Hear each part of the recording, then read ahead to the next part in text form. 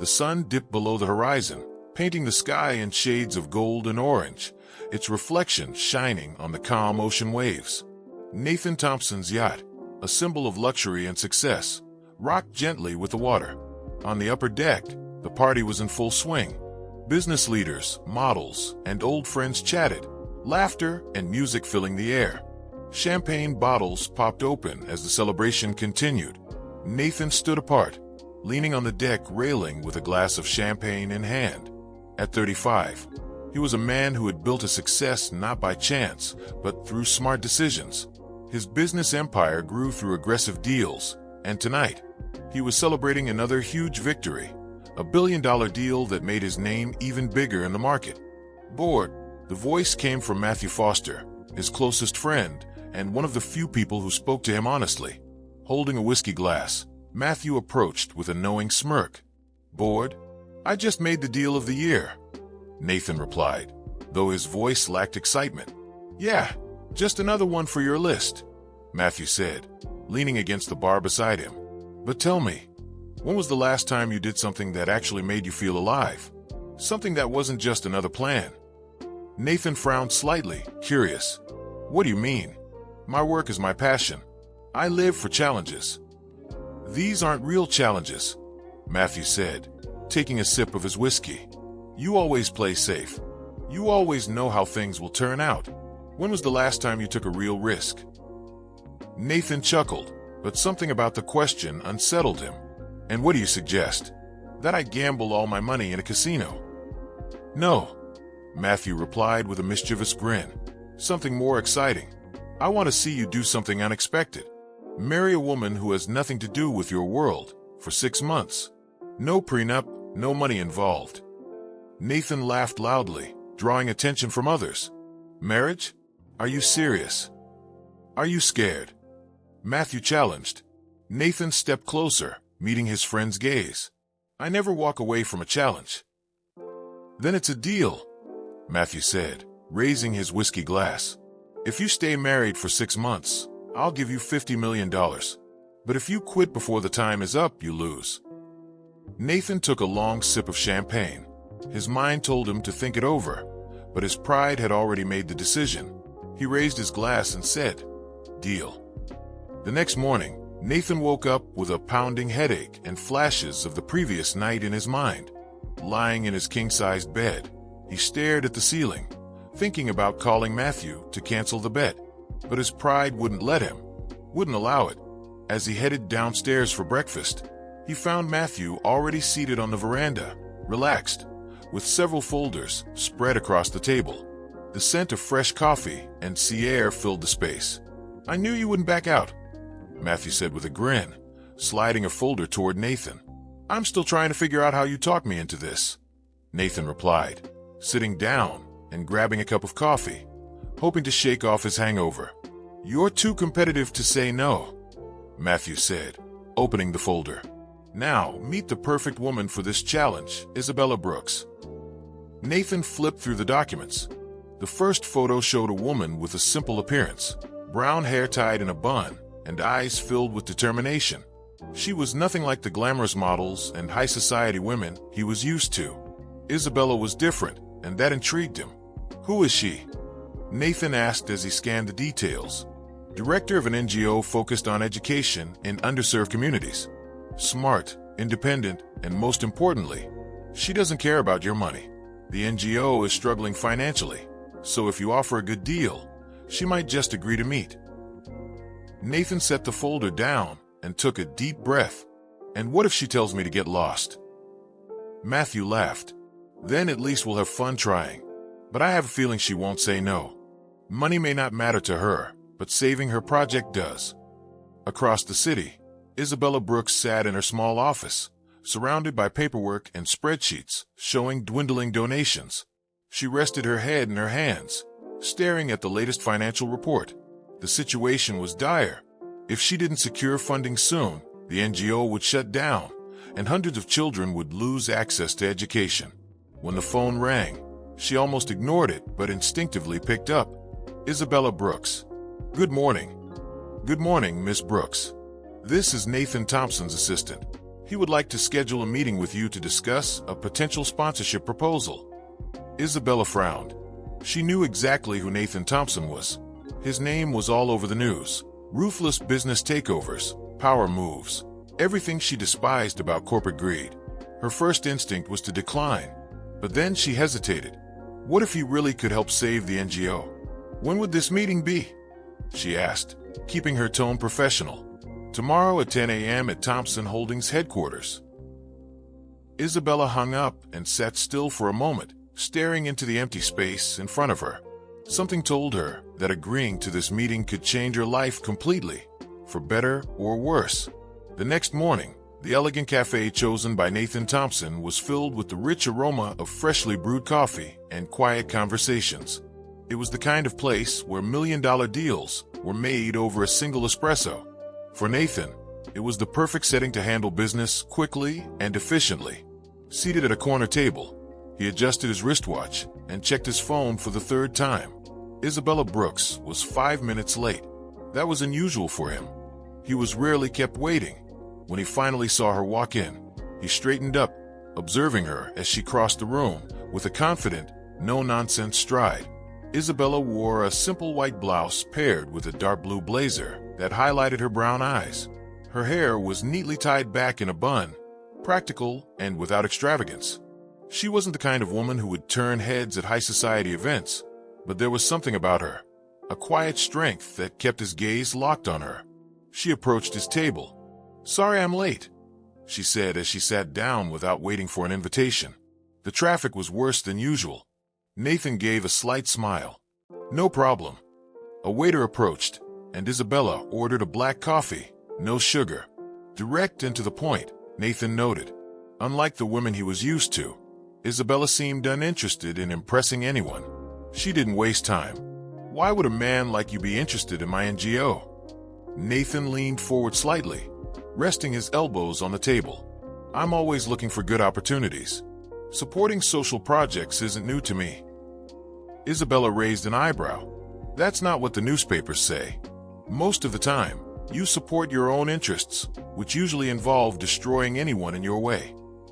Nathan smirked, but felt the weight of her words. She wasn't wrong, but he wasn't about to admit that. People like to exaggerate my tactics. Isabella studied him, then took a sip of her coffee. He was charming, no doubt, but also dangerous. She had known that even before coming to the meeting. Still, her curiosity kept her seated. Why would a billionaire with access to any partnership choose an NGO with no national relevance? "And what exactly do you want from me, Mr. Thompson?" Nathan met her gaze, without hesitation. This was the moment to make his offer. "I want you to marry me." Isabella nearly choked on her coffee, but quickly regained her composure, setting her cup down carefully. She stared at him, completely baffled, then let out a genuine laugh. "You've got to be joking." "I'm serious." Isabella crossed her arms, still skeptical. "Out of all the people in this country, you chose someone who doesn't fit into your world?" "Exactly," he replied calmly. "I don't want someone from my social circle.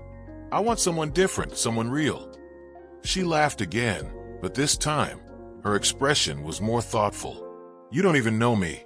So why do you think I'm the right choice?" "Because you have a clear motivation," Nathan said, letting the statement hang in the air. Isabella narrowed her eyes. "The NGO." "Exactly. If you accept, you'll have guaranteed funding for the next 5 years. No bureaucracy. No waiting on donations." Her heart pounded. What he was offering could save years of work, but at the same time, the deal was as absurd as it was tempting. "And what else do I get out of this?" she asked sarcastically. Nathan's expression remained steady. "Full freedom to continue your work. This is just a contract, nothing more." Isabella stared at him, knowing that this decision could change everything. Nathan's tone was cold. To him, this was just another deal, no emotions involved. Isabella hadn't expected any, but even so, something inside her hesitated. "And if I agree, how exactly does this work?" she asked. "A public marriage, social appearances at events. The press will believe the story. You just need to be by my side for 6 months. After that, we go our separate ways." Isabella watched him in silence for a few seconds. She wasn't naive. She knew there had to be more to this offer. He hadn't chosen her at random, but at the same time, securing the NGO's future was an opportunity she couldn't ignore. Why me? With your money, you could hire an actress to play the role. Nathan gave a faint smile. Actresses don't challenge me. She looked away, thinking. This wasn't an easy decision. Accepting meant exposing her private life to the public, something she had always avoided. But refusing could mean the end of her project. When she looked back at him, her tone was firm. If I agree, you need to understand one thing. I'm not a pawn in your game. I have my own terms, and you won't control me. Nathan smiled, not in arrogance, but with genuine respect. You're more interesting than I expected. Isabella finished her coffee and stood up, grabbing her bag. I haven't said yes yet. But you'll think about it, Nathan said confidently. She paused, keeping her gaze on him. I will, but if I do this, it won't be as easy as you think. With that, she turned and walked out of cafe, leaving Nathan alone. He watched as she disappeared down the street, feeling something unfamiliar. This wasn't just about a challenge anymore. He was genuinely curious about who Isabella Brooks really was. And for the first time in a long time, Nathan Thompson felt like he might not be entirely in control. The meeting room was filled with soft light from the large glass windows. Nathan Thompson sat at the head of the table, dressed in a perfectly tailored suit, while his lawyers reviewed the final details of the contract. Across from him, Isabella Brooks kept a straight posture, her expression calm, but her eyes sharp as she carefully examined each clause. The room had the cold, professional atmosphere of a corporate deal, but there was an unspoken tension, two completely different worlds about to collide. She flipped through a page, took a deep breath, and met Nathan's gaze. Before I sign, let me make one thing clear. This won't work the way you're used to. Nathan leaned forward slightly, intertwining his fingers. And what exactly does that mean? It means I'm not an extension of you. I won't just show up wherever you want to take pictures. If you expect a submissive wife, forget it. He didn't react. If anything, he looked amused. I don't expect you to be submissive. I expect you to be convincing. Isabella held the pen but didn't sign yet. My space will be respected.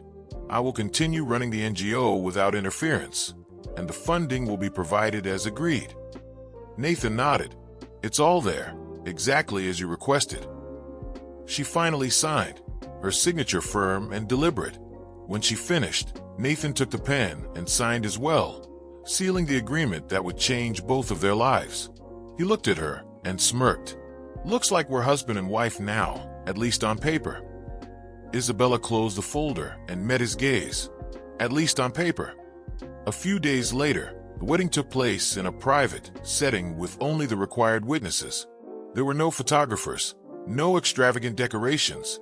Isabella wore a simple but elegant white dress, while Nathan opted for a classic black suit. The justice of the peace officiated the ceremony, which was over in less than 20 minutes. When it was time for the customary kiss, they simply shook hands. For Nathan, this was supposed to be just another item on his schedule. But something felt off. This wasn't how he had imagined it. The fact that Isabella refused to follow expectations unsettled him, though he wouldn't admit it, even to himself. As soon as the ceremony ended, he turned to her with a smirk. Excited for the party? Isabella raised an eyebrow. You mean the grand event where I'll be paraded around like a trophy? Nathan chuckled, but she wasn't joking. Relax, he said. The party is just for appearances. You don't have to like it. You just have to pretend.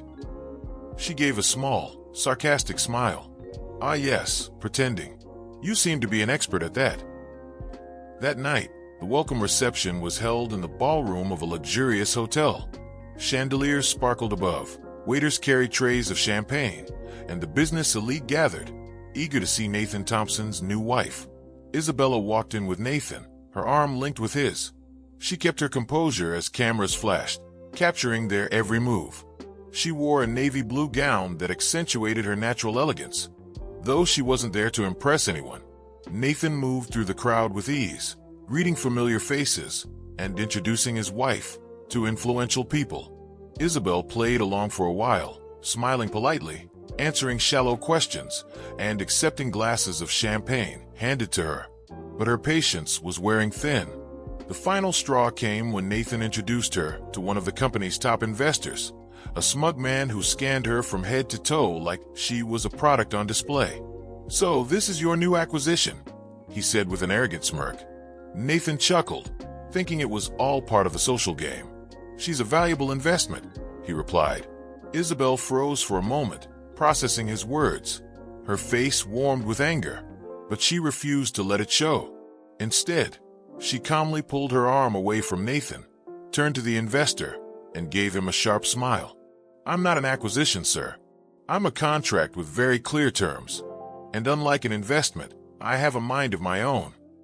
An awkward silence fell over them. The investor let out a nervous laugh before making a quick exit. Nathan stood there, momentarily stunned. Isabel took a glass of champagne from a passing server and sipped it slowly.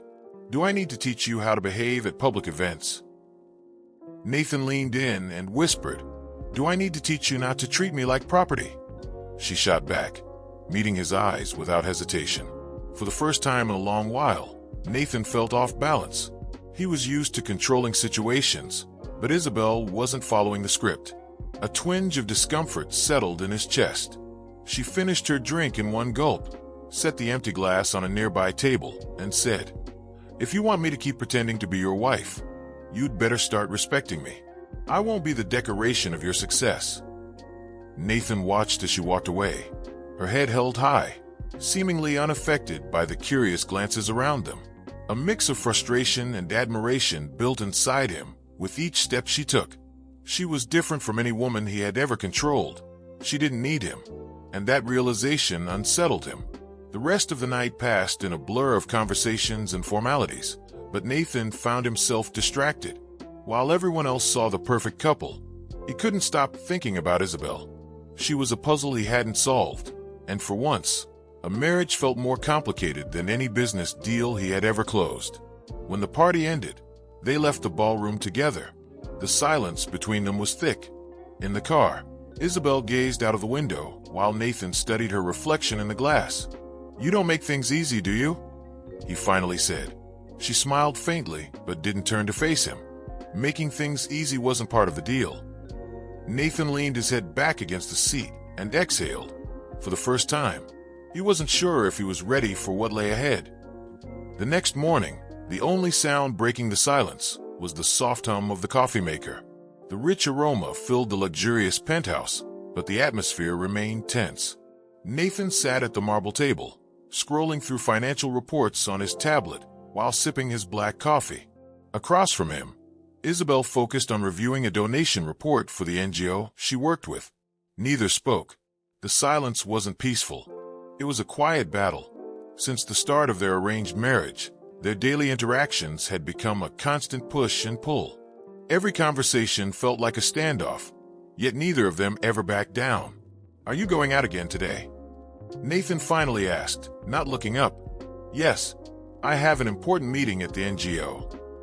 He closed his tablet and leaned back, watching her. "You spend more time there than you do here." Isabel barely reacted. "And what did you expect? That I'd stay home decorating while you work?" Nathan smirked. "No, but I thought we'd at least do a better job at keeping up appearances." Isabel shut her report and folded her arms. "Keeping up appearances is exactly what we're doing. You parade me around at parties, I smile for the cameras, and beyond that, I have my own life." Nathan opened his mouth to respond, but her phone rang. She stood up to answer, ending the conversation. He clenched his jaw, irritated. This was their routine. She never yielded, never let herself get pulled into his world. And somehow, that frustrated him more than any business competitor ever had. She wasn't an easy opponent. Maybe that's why he couldn't stop thinking about her. That afternoon, Nathan arrived home earlier than usual. He needed a break from work, but more than that, he wanted to understand what kept Isabel so dedicated to her NGO. Walking into the living room, he found her on the couch, surrounded by stacks of papers, charts, and reports. She was so focused, she didn't even notice him. "Is this what you call taking a break?" he asked. She glanced up but didn't seem surprised. "I don't have much time for breaks. Every day counts." He picked up one of the reports from the table and skimmed through it. "You take this seriously, huh?" She gave him a small, knowing smile. "When you see the real impact of what you do, it's impossible not to." He flipped through the document, pretending to be interested, until something caught his eye. "You're trying to get funding to open a new school." "Yes, in a community where kids barely have access to basic education." Nathan closed the report and placed it back on the table. "And you think this will actually change anything?" Isabel clenched her jaw but kept her voice steady. "I've seen the difference it makes. Just because you don't care about social impact doesn't mean it doesn't exist." Her words landed harder than he expected, but he masked his reaction. Before he could respond, she continued, "Speaking of impact, I want to talk about one of your recent business decisions." Nathan frowned. "What about it?" "You bought a small textile factory, shut down local production, and outsourced everything to a foreign supplier. Hundreds of people lost their jobs. Entire families have no income now. Is that what you call success?" Nathan crossed his arms. "It's not about success, Isabel. It's business. The factory was inefficient. Outsourcing was the best financial decision." "For you, maybe," she said, standing up to face him directly. "But for those workers, it was a disaster." Nathan exhaled sharply. "I can't save everyone. My job is to keep the company profitable." She stepped closer, eyes locked onto his. "And that's why you're stuck in this endless cycle. You only see the numbers. You never see the lives behind them." The silence between them felt heavier this time. Nathan couldn't ignore the way her words hit him. Something deep inside him wavered, but he wasn't ready to admit it. "You don't understand how my world works," he said, but his voice lacked its usual confidence. "No, Nathan. You're the one who doesn't understand how the real world works." She gathered her papers, stuffing them into her bag, as if the discussion was over. But in Nathan's mind, her words lingered. He had always kept emotions out of business, but now, for the first time, he wasn't so sure he could anymore. Nathan sat alone in his private office, staring into space. A half-empty glass of whiskey rested in his hand as the weight of his argument with Isabella lingered in his mind. Ever since their marriage, doubts had begun creeping into his thoughts. Doubts he had never entertained before. He wondered if he truly had been ignoring the human cost of his business decisions. His father had always taught him that business was like war. You either win or lose. There was no middle ground. But for the first time, victory felt bitter. In the background, he heard Isabella's soft footsteps in the hallway as she made her way to the bedroom. Just before she entered, he almost called her name, but the words refused to come out. That night, as they lay in bed on opposite sides, he realized he could no longer ignore the seed of doubt she had planted in him. Worse yet, he knew this wouldn't be their last argument. The next morning, Nathan woke up before dawn and watched Isabella as she slept. There was something captivating about her. Not just her beauty, but the quiet strength she carried. She wasn't the type of woman who would settle for scraps or play the role of a trophy wife. She fought for something bigger, something he didn't yet fully understand. As fiery as their relationship was, Nathan couldn't shake the feeling that Isabella was challenging him to see the world differently. And though he wouldn't admit it aloud, he was starting to wonder if she was right. A shocking discovery.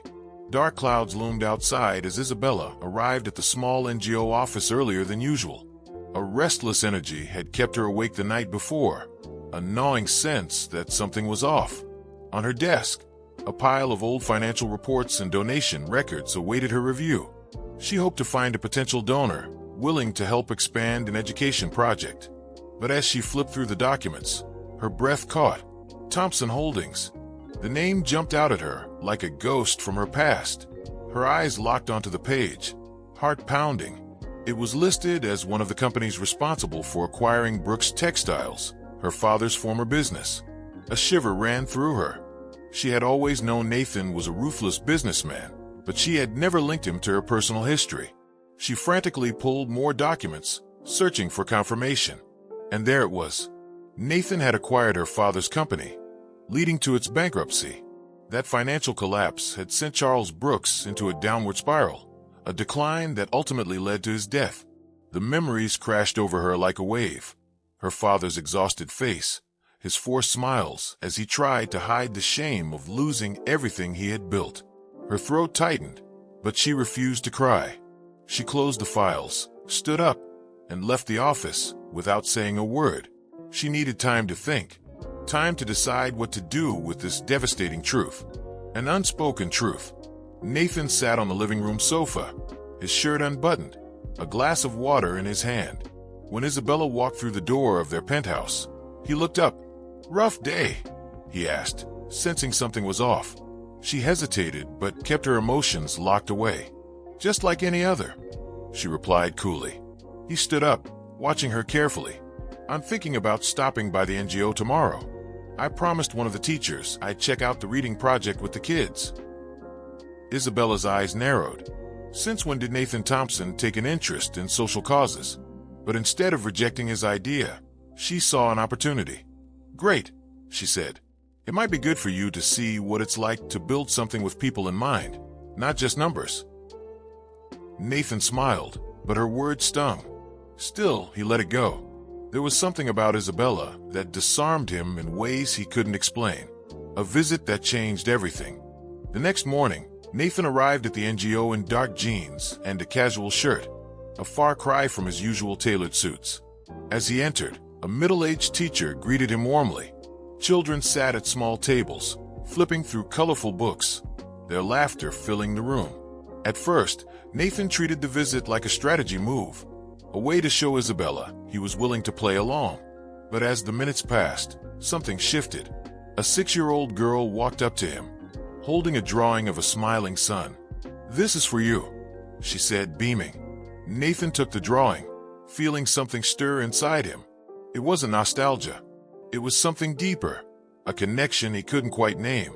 As he moved through the room, watching the children, a memory surfaced. Himself as a young man, sitting on a university bench beside Charles Brooks, dreaming of changing the world with bold ideas. Charles had been his mentor, a man of integrity who had believed in him. Now, standing in this room filled with hope, Nathan realized the past was knocking on his door. A letter from the past. That evening, Nathan returned home to find his friend Matthew waiting on the balcony, holding an old, yellowed envelope. "I was supposed to give you this a long time ago," Matthew said. "Charles gave it to me before he died. He wanted you to have it when you were ready." Nathan's heart pounded as he opened the letter, recognizing Charles's handwriting instantly. _Nathan, _ if you're reading this, it means Matthew believed the time was right. I always knew you would be successful. Your ambition and determination were obvious from the start. But success can be a trap. You can conquer the world and lose yourself in the process. _. When you bought my company, I didn't blame you. I knew it was part of the game. But I hope one day you'll see beyond the numbers and understand the real impact of your choices.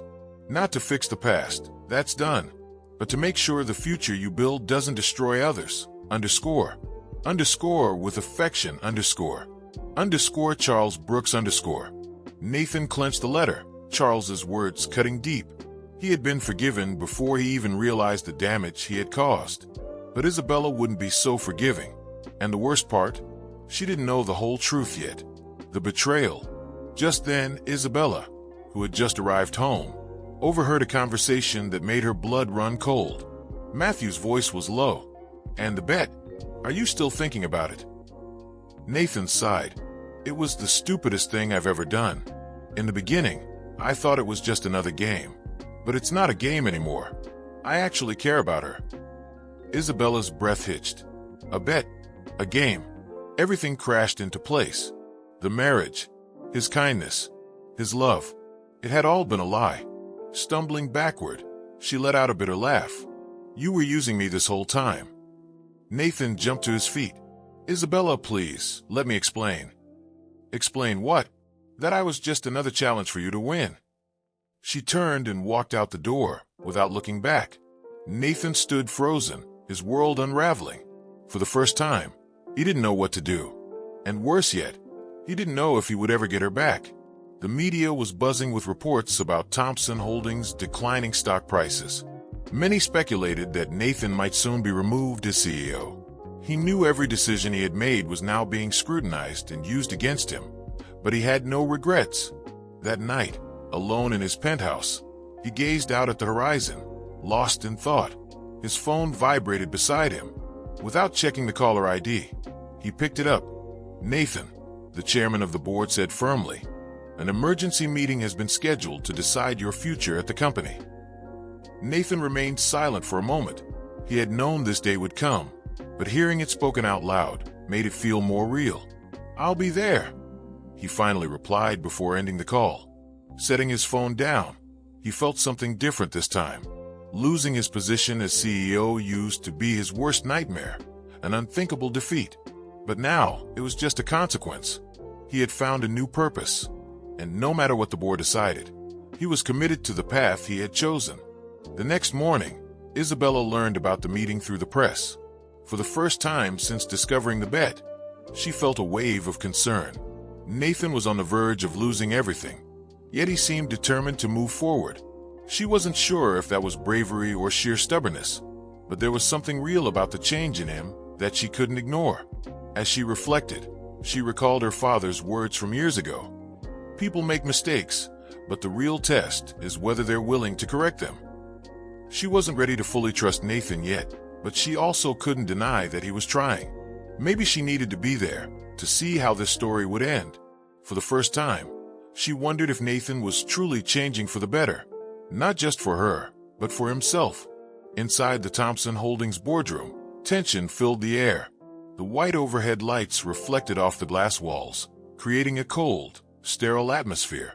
Nathan sat at the head of the table, his jaw clenched, his heart racing. He had faced many tough negotiations before, but this was different. This wasn't just about business. It was about proving who he had become. The board chairman broke the silence. "Let's be clear. Your recent decisions have put the company's profits at risk. If we don't act now, we could face even greater losses." Nathan took a deep breath, straightening his posture. He was ready to respond, but before he could speak, the boardroom door opened. Every head turned as Isabella walked in with confident steps. She wore a simple dress and carried a folder of documents. Her eyes met Nathan's for a brief moment, and he felt a wave of relief and surprise. "I hope I'm not interrupting," she said, taking a position beside him. The board chairman frowned. "Mrs. Thompson, we weren't expecting you." "Neither was he," she replied, casting Nathan a small smile before turning to face the board. "But I thought this was important." Nathan's chest tightened. Her presence there meant more than any words of support. He still had a long way to go to make things right between them. But in that moment, he wasn't alone. "I understand you're concerned about the recent changes," Isabella continued. "But I'm here alongside Nathan to present a new strategic plan, a plan that will drive sustainable growth while making a positive impact." The directors exchanged glances, some skeptical, others intrigued. Nathan took the cue to speak. "For years, our company has focused on short-term profits. That approach has brought us success, but it has also made us vulnerable. The market is evolving, and consumers now expect companies to be socially responsible." He scanned the room, looking for any sign of support. "We're proposing a hybrid business model, one that preserves our traditional investments while allocating resources to social initiatives. This includes partnerships with nonprofits, funding education in underserved communities, and supporting small local businesses." Isabella continued, "Companies that integrate social responsibility into their business strategies see stronger customer loyalty and an improved market reputation. This isn't just about doing good. It's a smart way to secure long-term success." Silence filled the room as the board members processed their words. Finally, one of the most influential executives, who rarely spoke, leaned forward. "Do you believe this change will be enough to reverse the damage that's already been done?" Isabella answered without hesitation. "We can't change the past, but we can start now to build a better future, one that balances profit and responsibility. If we don't adapt, we won't just lose money, we'll lose relevance." Nathan added, We're prepared to present quarterly reports to prove the model's effectiveness. All we ask for is a chance." Another stretch of silence. But this time, it wasn't one of rejection. It was one of contemplation. After a few minutes of whispered discussions, the chairman finally stood. "Let's take a vote." Nathan's heart pounded, but he kept his expression steady. One by one, the board members raised their hands. As the majority was reached, the chairman gave a small nod. "You've got your chance. Don't waste it." As the meeting concluded and the board members filed out, Nathan and Isabella remained in the room. He let out a long exhale, as if he had been holding his breath the entire time. Isabella watched him with a soft but cautious expression. "Did you know I'd be here?" she asked, a faint smile playing on her lips. "Not even in my most optimistic dreams," he admitted, chuckling nervously. She stepped closer. "I've seen you change, Nathan. I'm not saying I fully trust you yet, but I'm willing to see where this goes." He took her hands, feeling a warmth he hadn't felt in years. "I love you, Isabella, and I regret every mistake I made that hurt you. I don't expect you to forget the past, but I want you to know I'm trying to be a better man, for myself and for you."